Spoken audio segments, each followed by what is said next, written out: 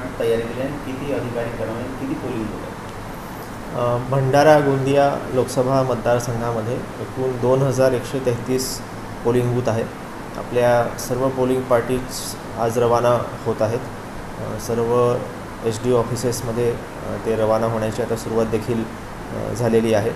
Polling पार्टीजमध्ये 4 कर्मचारी असतील, सोबत एक सुरक्षेसाठी पोलीस देखील असतील।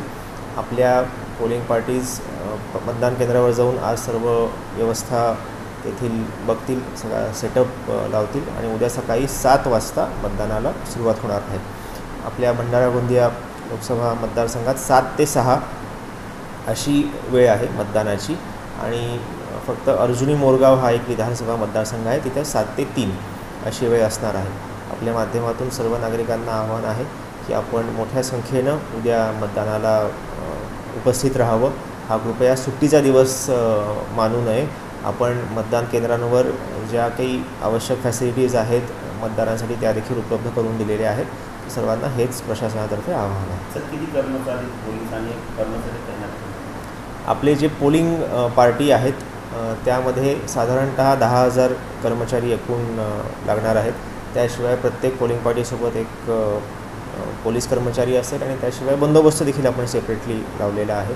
आपल्याकडे 3 वेगवेगळ्या कंपनी उपस्थित झालेल्या आहेत। त्यातले एक सेंट्रल आर्म्ड पोलीस फोर्सची एक कंपनी आहे, स्टेट रिझर्व्ह पोलीस फोर्सची एक कंपनी आहे आणि कर्नाटका म्हणून देखील एक कंपनी उपस्थित झालेली आहे। त्यांच्या माध्यमातून area domination exercise, route march करण्यात आलेले आहेत। आचारसंहितेच्या अंमलबजावणीसाठी जे आपण वेगवेगळे पथक लावतो, फ्लाइंग स्क्वॉड लावतो, स्टॅटिक सर्वेलन्स टीम्स लावतो, चेकपोस्ट लावतो, त्यामुळे देखील या कर्मचाऱ्यांचा समावेश करून त्यांना अजून सुसज्ज करण्यात आलेला आहे।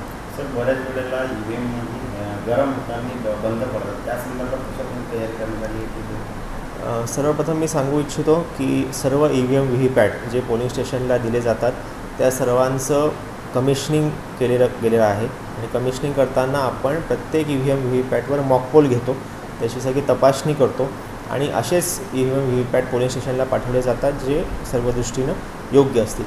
तरी देखील पोलिंग स्टेशनवर जर काही तांत्रिक अडचण आली तर आम्ही साधारण 10 ते 12 पोलिंग स्टेशनवर एक झोनल ऑफिसर नेमलेले आहेत। ह्या झोनल ऑफिसरला वेगळी व्हेकल दिलेली असेल, त्यांच्यासोबत देखील सुरक्षा रक्षक असतील आणि त्यांच्यासोबत रिझर्व्ह EVM VVPAT असतील।